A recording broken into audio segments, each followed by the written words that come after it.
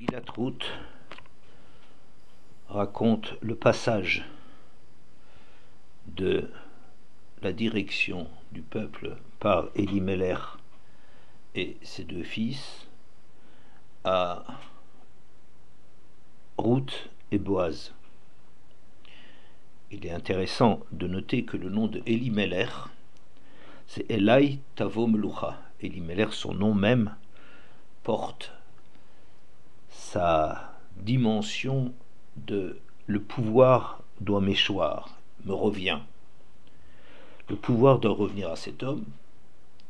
Donc c'est le plus apte, le plus à même d'être la couronne de la génération et celui qui est amené à diriger cette génération.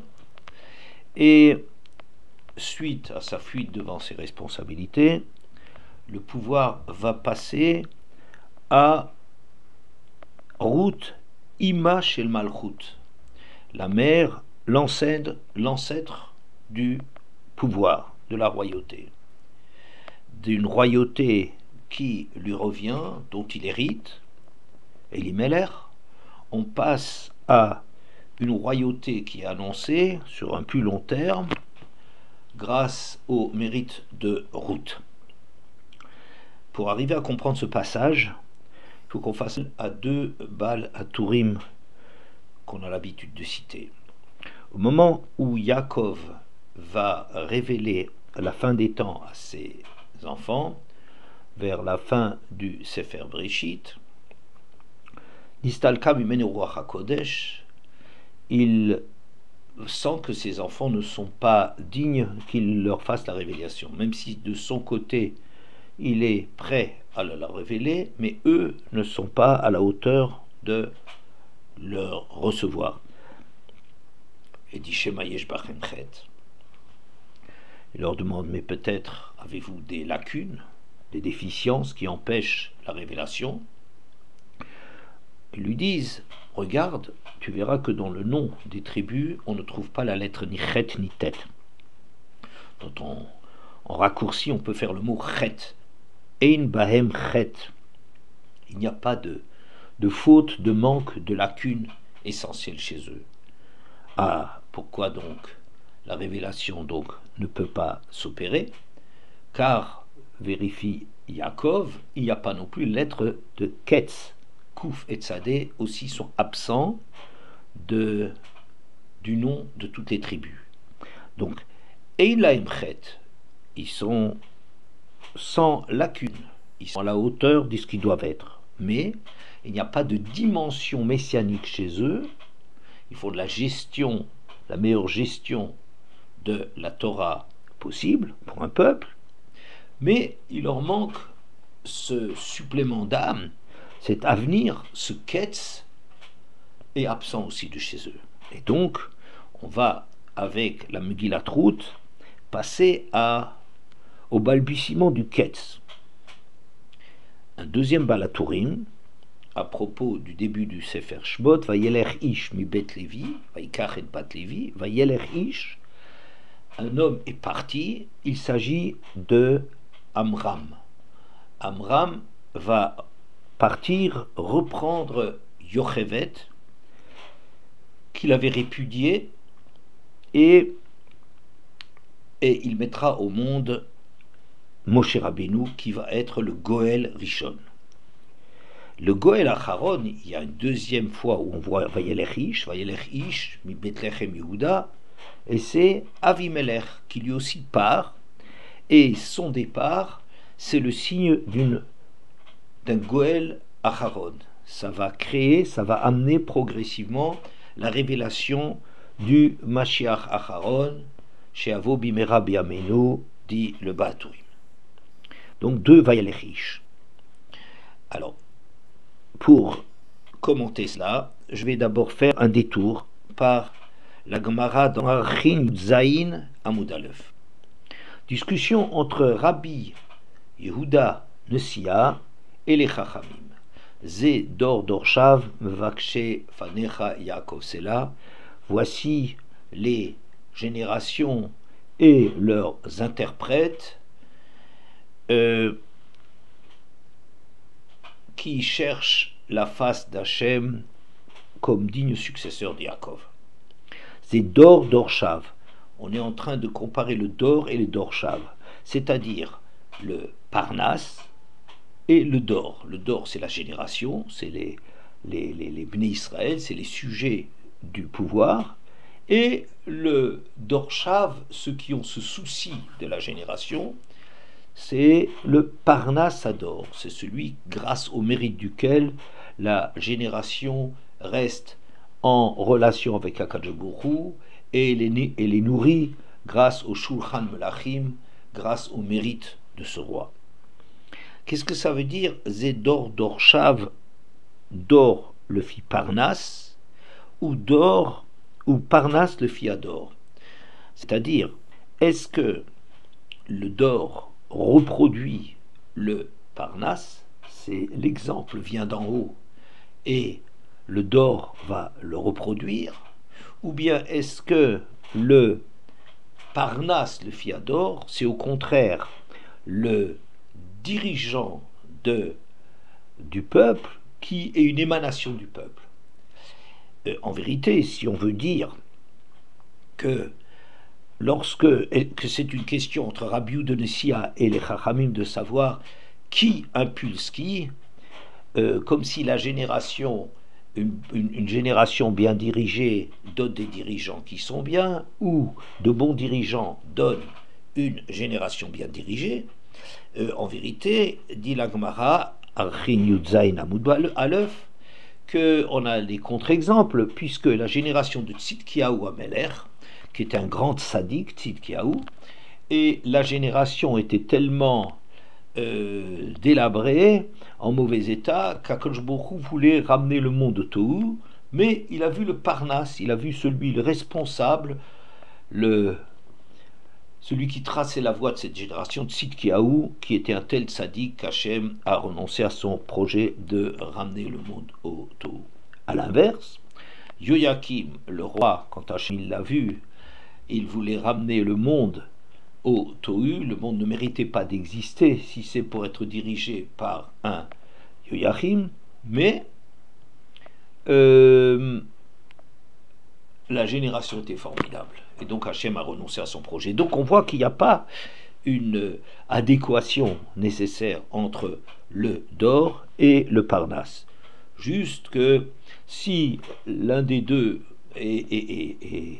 Kaas, il est agressif, il est sur le agressif, alors et le Dor sera agressif, et le Parnas sera agressif. Si au contraire c'est quelqu'un de serein, qu'il conduit son peuple benachat, ou si le peuple est un peuple paisible, alors le dirigeant aura cette caractéristique. Mais on ne peut pas dire qu'un bon Dor donne nécessairement un bon Parnas, et un bon Parnas donne un bon Dor.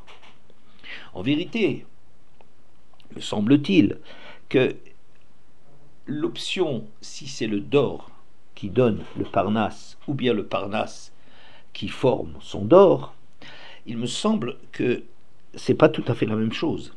Parce que le Dor, le peuple, qu'est-ce qu'on leur demande? Le peuple, ils ont comme mission de vivre ensemble, de créer une unité, une fraternité. C'est ceux qui refusent cette scission tellement souvent notée dans le peuple depuis Yosef et ses frères, depuis la Malchut Israël et la Malchut Yehuda, et toute la suite de l'histoire démontre abondamment cette difficulté des Juifs de vivre ensemble, le vécu ensemble, cette charge-là, c'est ça le niveau du Dor. Alors que le Parnas, c'est lui l'exemple, c'est lui qui tire la génération, c'est lui qui est responsable de la génération, qui doit le tirer vers le haut. Donc son problème, c'est plutôt se mesurer au monde des valeurs. Au monde des valeurs, au monde du Hémet, au monde de la justice. Donc, le peuple qui apprend à vivre ensemble, qui est fraternel, qui regarde l'autre d'un œil positif, ça va amener un Dor à cette image-là, à cette hauteur ou pas, mais selon ce modèle. Et à l'inverse, le Parnasse, ça veut dire celui qui établit les valeurs, qui lutte contre l'idolâtrie, lui va impulser son dor, va lui donner une direction, et le dor, sans être nécessairement du même ordre que son Parnasse, mais le dor va être marqué par cela. Le Balatourim donc nous a parlé de Vayeler Ish, qui a deux occurrences dans lesquelles on trouve Vayeler Ish, qui ont tous les deux amené le Goël. Donc, on n'est pas en train maintenant de discuter d'une façon générale dans toute l'histoire, est-ce que c'est le Parnasse le Fiador ou Dor le Fia Parnasse, le problème général, mais dans le passage que l'on note de la Mloucha de Elaï Meloucha de Elimelech et ses fils, qui est l'ancienne génération, qui est une génération qui est blochet, disons, bien qu'ils peuvent ne pas être à la hauteur, mais c'est une gestion qui doit être conforme aux valeurs de la Torah. Dans ce monde-là, l'héritier de cela, c'était Elimelech. Alors que maintenant, on va passer avec la Megillat Ruth au Ketz, disons l'ouverture vers le Ketz, vers une porte de sortie, vers un sens de l'histoire qui va s'affirmer. Alors, le Goël Rishon, qu'est-ce que ça signifie Vayeler Ish? Vayeler Ish, ça veut dire que ça s'inscrit en rupture. Il y a une rupture, il part de quelque part pour aller vers. Quelle est la rupture que l'on peut noter au niveau d'Amram? C'est que dit la Gemara Megillah, quand Amram a entendu les décrets de Paro que Kolaben Haïlod Haïorat Ashihu, il fallait jeter au Nil tous les fils, il a répudié sa femme. Et il a dit, je ne vais pas faire des enfants, on ne fait pas des enfants à Auschwitz. Il faut être réaliste, pragmatique et prendre la mesure des problèmes qu'on a devant nous, quitte à attendre des temps meilleurs. Myriam, sa fille, vient le trouver et lui dit, tu es pire encore que Paro, parce que Paro, lui, a décidé que les garçons vont mourir, mais toi, tu décides pour les garçons et pour les filles. Ensuite, si Paro décide quelque chose, il y a un devoir de désobéissance des Hébreux, de ne pas se plier à cela et d'essayer à tout prix de continuer l'histoire. Mais toi, qui es la figure de proue de la génération, qui est l'exemple de la génération, le Gadolador, toi, tu vas être suivi. Et alors, ça va être quelque chose de radical, et c'est la fin du peuple juif. Et de plus, un enfant qui naît, quand bien même il est jeté, ras de shalom, dans le Nil, le fait de venir au monde lui ouvre les portes du Olam Haba, alors que s'il ne vient pas au monde, évidemment, il ne peut pas espérer, il n'a pas de place dans l'Olam Haba. Myriam convainc son père, et son père entre en résistance. Donc on voit que Amram, qui est qualifié de Gadolador, était Gadolador dans l'ancien système, Eibam Chet, dans un peuple irréprochable. Oui, c'était le plus grand d'un peuple irréprochable, de ce modèle-là. Et maintenant, suite à l'intervention de Myriam, il va devenir quelqu'un qui va ouvre la porte à la Geoula, Goël Rishon.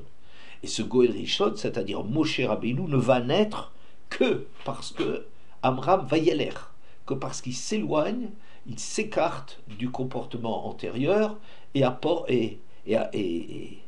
acquiert une dimension différente.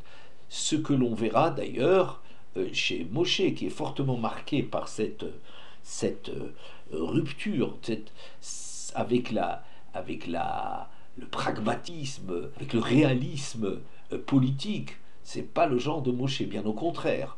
Bien que lui, il fréquentait le palais royal, ça n'a pas empêché de ne pas supporter l'injustice et de tuer l'Égyptien qui causait du tort à l'Hébreu. Et bien que suite à cette histoire, Moshe met sa vie en danger, il est poursuivi, il va en Midian, et en Midian, la première chose qu'il fait, c'est de sauver les filles de Yitro, de ceux qui les opprimaient, des bergers. On voit qu'il n'a jamais compris, Yosef n'a jamais compris ou n'a jamais pu se faire à avoir un profil bas quand il y a des circonstances qui l'appellent. Il est interpellé par la vérité. Ça, c'est le Goël Acharon qui ne regarde pas ni à gauche ni à droite et qui avance dans l'histoire. Ça, c'est le Goël Rishon. Sauf que pour que Moshe Rabbeinu soit effectivement le Goël Rishon, il faut un Dor qui réponde présent. Or, au niveau du Dor, comme il voit avec Datan Vaviram, il y a des Daletorim, il y a des délateurs, on raconte les histoires, on dénonce, on trahit le peuple. Donc cette dimension d'un peuple soudé est absente de cette génération, et Moshe est obligé de s'enfuir. Certes, il s'enfuit à cause du danger, mais plus du danger de Paro qui a entendu qu'il a tué un des chefs, des responsables égyptiens, et donc il va. Mais plus profondément, Moshe ne peut pas rester dans un peuple qui n'est pas au niveau de l'avoir comme dirigeant. Et il s'enfuit, et au bout de plusieurs années, Moshe Rabbeinu, à qui Hachem s'est adressé dans le buisson,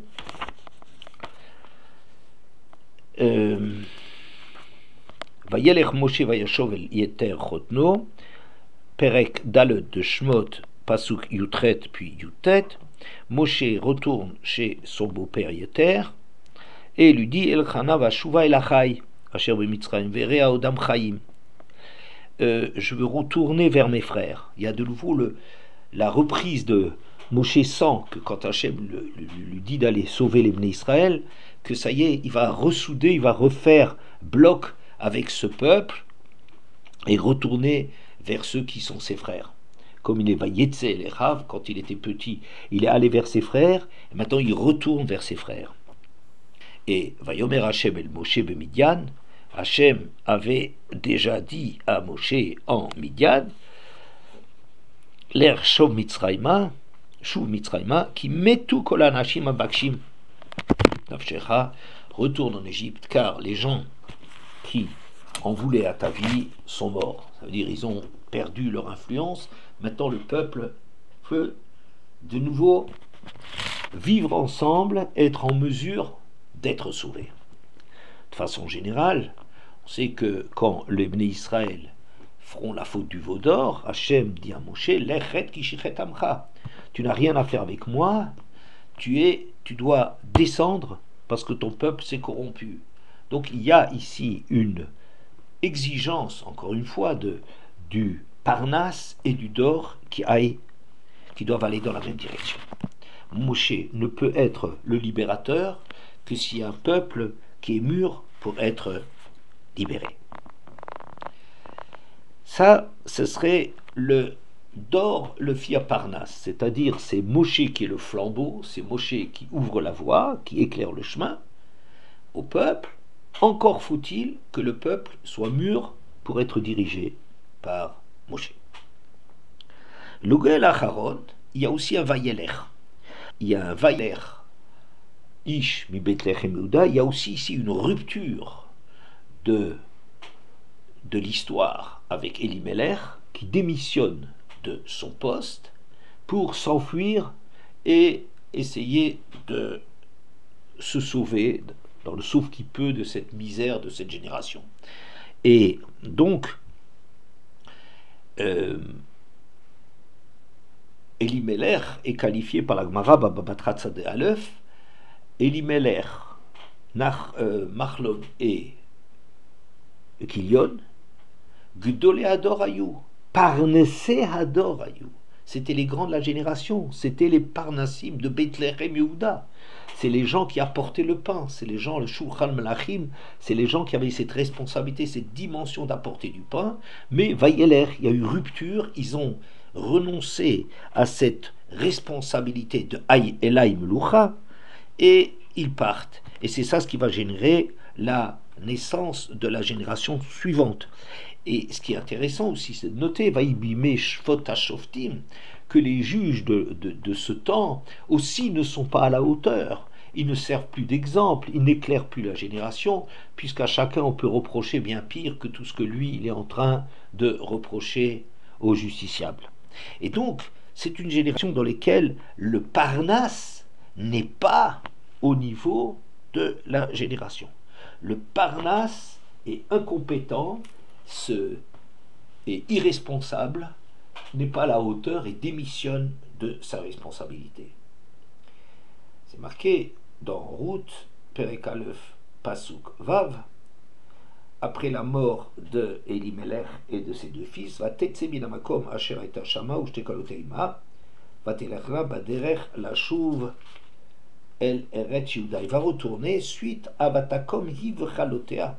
Et c'est d'abord levé Pasuk Vav, elle et ses belles-filles, Vatashov misde Moav, et revenir des terres de Moav, où Elimelech s'était enfui, qui chama bis des Moav, qui pakad Hashem et Amo, la tête la Emlechem, que elle a entendu en Sdé Moav que Hashem s'était souvenu activement de son peuple pour le donner du pain.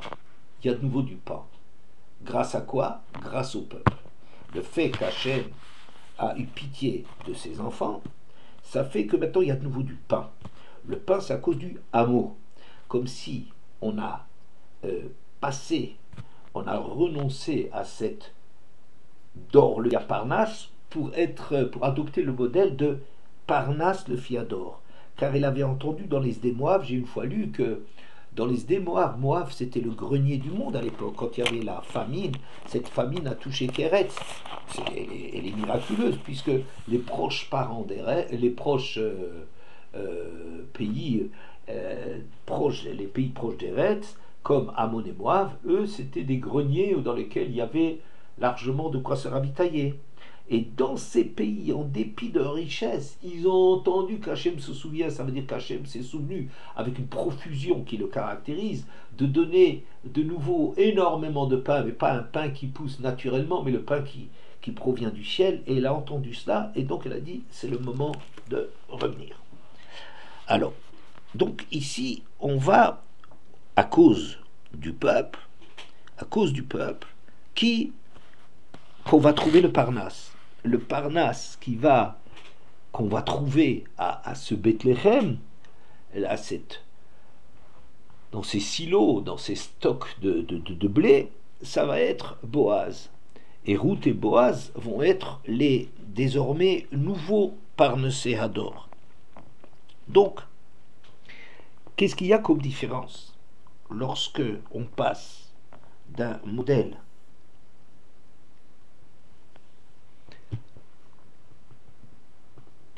d'or, le Fiaparnas, et au modèle de la Geoula, au modèle de l'ouverture, où c'est le Parnas, le Fiador, au moins en ce qui concerne l'histoire de Ruth, on voit que cette génération, elle est nouvelle, elle est autre. C'est le peuple qui va impulser les choses. Donc ça veut dire, c'est non plus les idées, la vérité des idées, la générosité des idées qui va amener, qui va tirer en avant le peuple, mais c'est le peuple dans sa variété, dans son union, dans son fait de se rapprocher d'Hachem, c'est eux qui vont créer les choses. Et je pense que c'est de là que provient le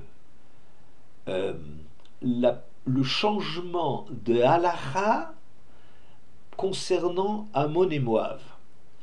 N'est-ce pas, quand Boaz a décidé d'épouser Ruth, cette fameuse nuit du Perek Gimel de Megillat Ruth, quand il a décidé de l'épouser, il a proposé donc à Tov, son oncle, de faire lui la Geoula, d'être le Goël, d'être lui le libérateur, d'être lui le dirigeant.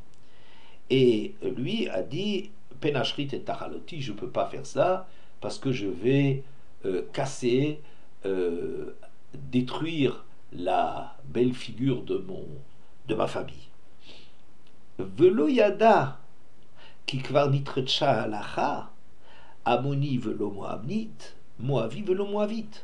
Et il ne se rendait pas compte, ce Tov, qu'en vérité il y a un basculement avec Ruth et Boaz, qu'à présent, Nitracha alacha, comme on avait insisté dans le cours précédent, Nitracha alacha, cet alacha était, on ne pouvait pas épouser Ruth, il n'y avait pas de place pour Ruth dans le peuple juif, et maintenant il y a Ridouche qui a de la place. Comment ça se fait? C'est que jusqu'à présent, on était sur l'ancien modèle, celui d'un d'or belochet, un d'or irréprochable, disons au moins qui se mesure à l'accomplissement et au respect de la Torah et des mitzvot. Ce d'or-là est un d'or qui est refermé sur lui-même, replié pour réaliser les valeurs de la Torah, mais il n'y a pas de place pour un sang nouveau. Alors que maintenant, si l'impulsion vient du peuple, c'est quelque chose de beaucoup plus large. L'impulsion, elle est large, elle va apporter avec elle des éléments nouveaux qu'on ignorait. Ça veut dire qu'il y a un chidouche de la vie, le Dor Hadash, Parnas de Fiador, le Dor Hadash et son dirigeant nouveau qui s'appelle Boaz et Ruth, c'est eux qui vont innover dans leur relation à la Torah, un paramètre nouveau, un élément de vie qui est beaucoup plus riche et beaucoup plus vaste que ce qu'on connaissait dans la génération précédente.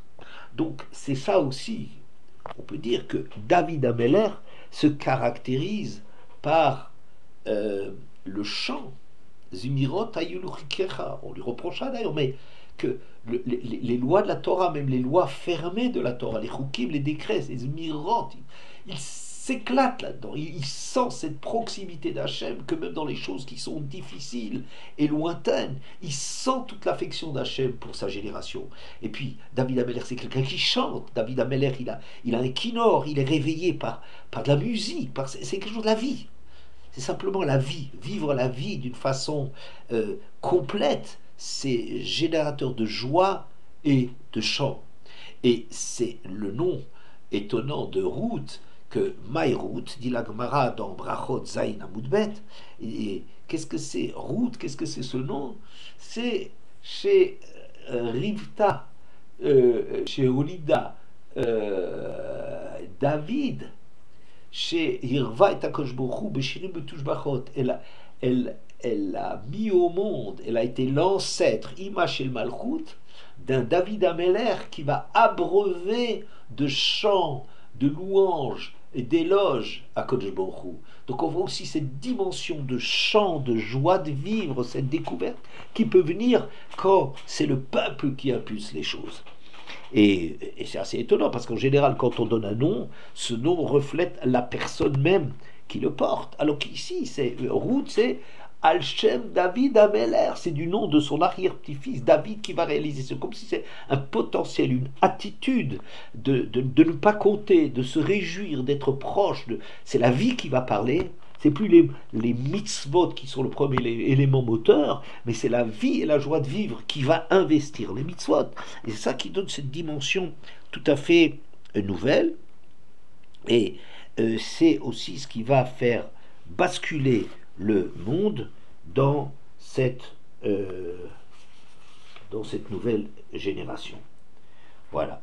Donc, c'est cela le chidouche formidable de cette Geoula du Goël Acharon, de cet abandon de la première Malchut, du premier schéma de Malchut.